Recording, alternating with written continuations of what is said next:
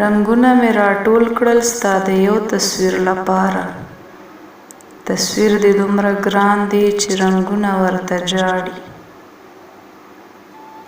ټپې مې ډېرې درته وکړې، مطلب مې دا دی چې مین در باندې یمه. یو ځلې خو راشه چې دا خلک حیران پاتې شي. ټول را پورې خاندي چې حمزه ته جانان نه راځي. خوب کې راځه، خوب کې به درشم، یاره په ویښه ناممکن دي دیدنونه. وختونه دې تیریږي او یادونه پاتې کیږي. ساتلې مې تر اوسه تصویرونه ځنې ځنې. د فکر ټال دې راته جوړ کړ، ته رانه لاړې زه یوازې زنګېدمه.